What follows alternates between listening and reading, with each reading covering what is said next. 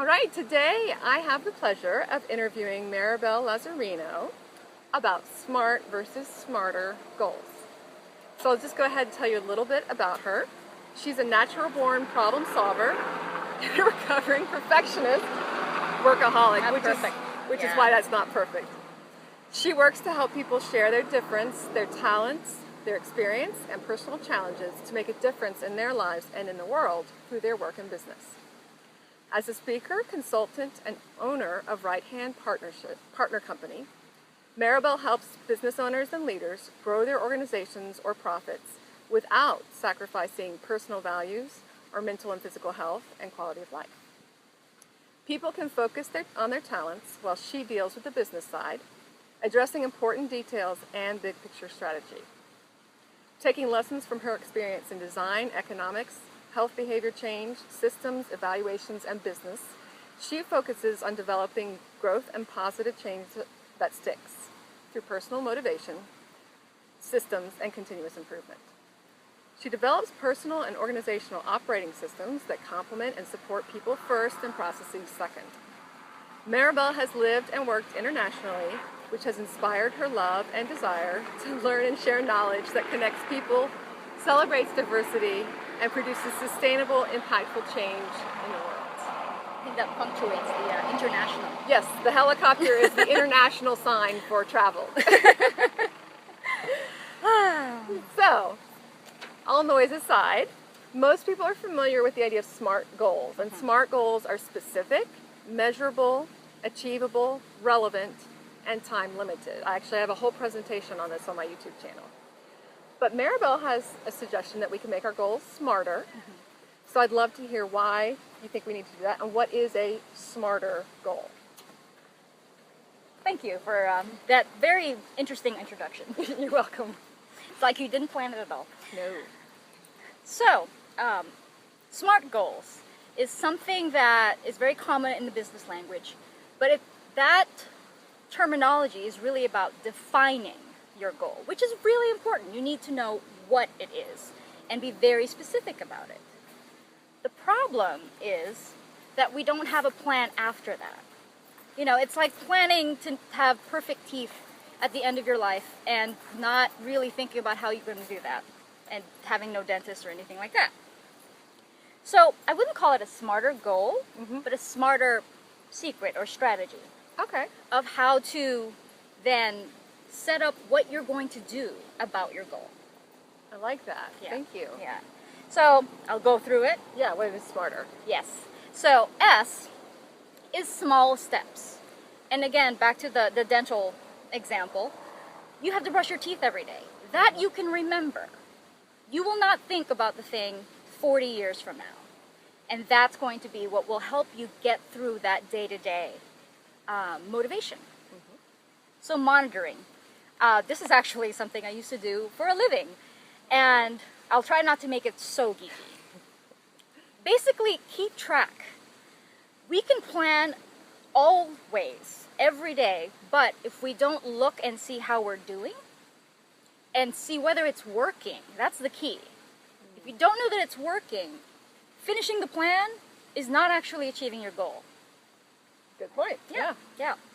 And then very related to that is accountability. And that's, I don't like that word, and if I find a better, sexier word, I'll use it.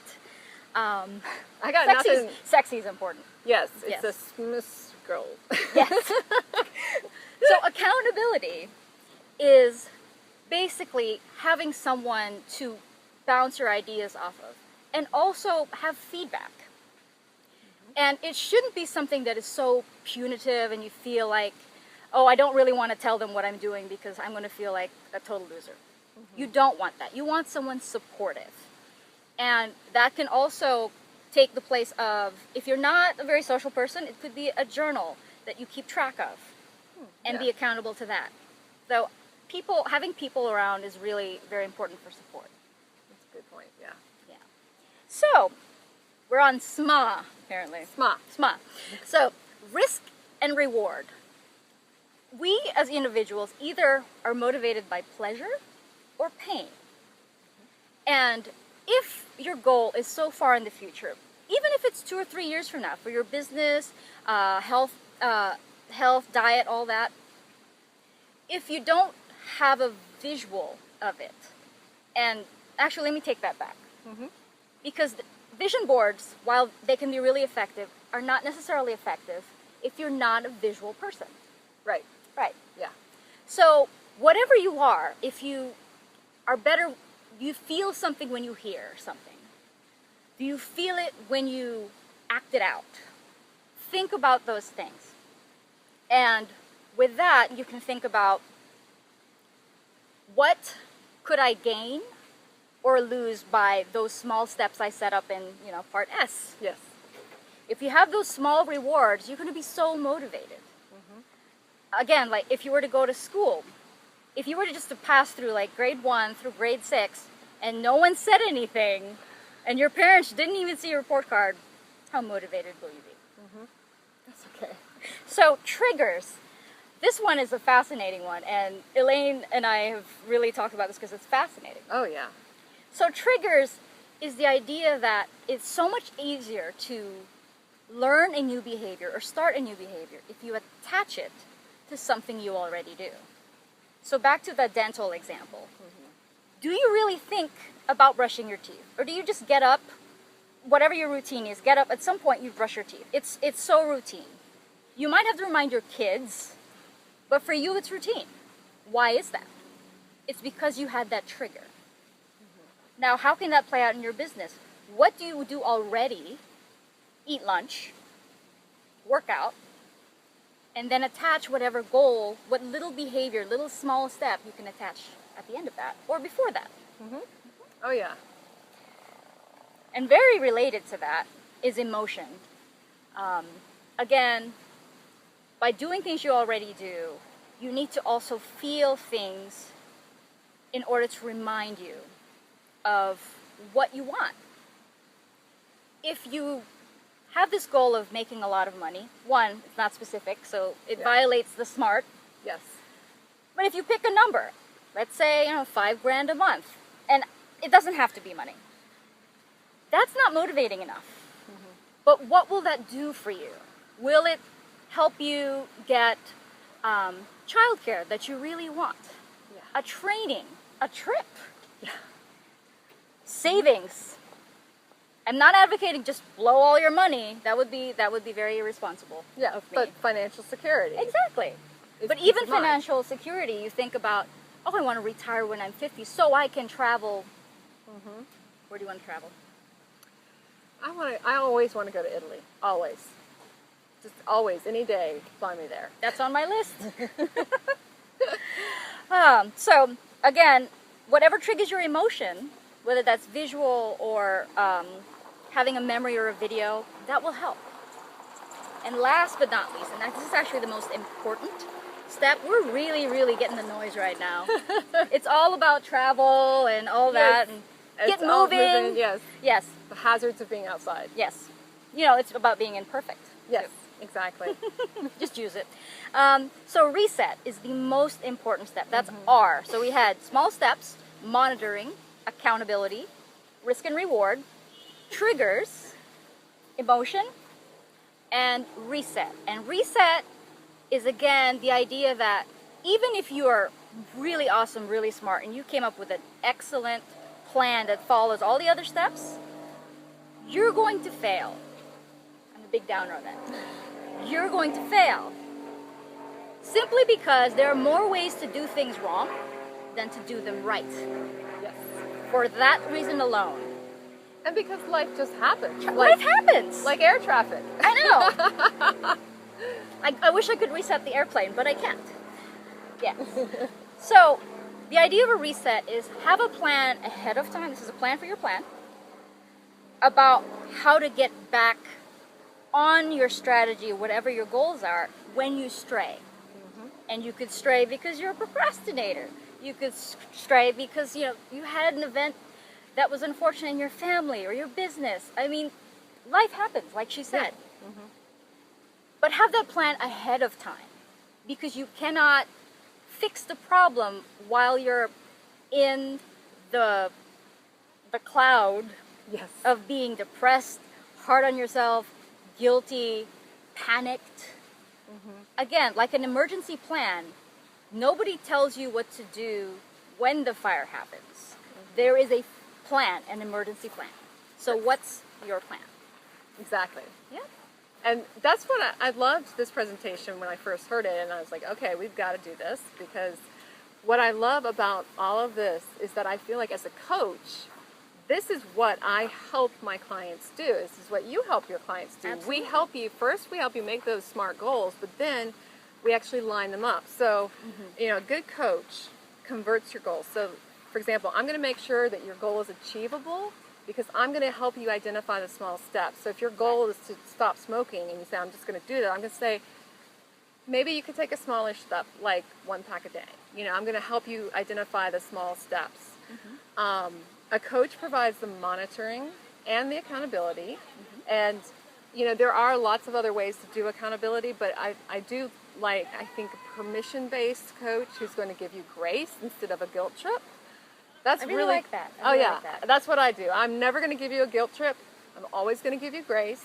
But then I'm going to work with you to hold you accountable for the goal, and I'm also going to help you monitor how are we doing. You know, are we still heading in the right direction? The coach, so providing the monitoring and accountability is what keeps your goals measurable and time limited. We also keep the goals relevant by tying them to our emotions, that motivating factor. What is it? You know, I actually said on another post recently, getting back into your size 2 jeans is actually a backwards facing goal. I mean, it's still a goal, but it's looking to the past. Maybe, that's interesting. Yeah, maybe your new goal should be getting a pair of jeans where you feel sexy wearing them. So I'm gonna help you keep it relevant by tying it to those emotional goals. And then also a really good coach is going to help you with those 2 R's, the risk and reward and the resets, because a really good coach, I believe, is going to help you identify risk, help you identify rewards.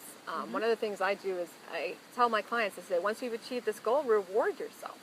Give yourself something that you love. And I'm going to encourage you to take that risk. And the other thing the coach will do is the coach is there when you failed on a goal.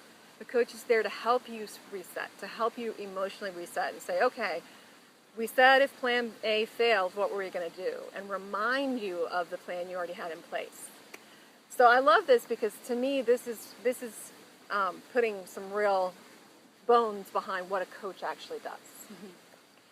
So thank you for talking with me.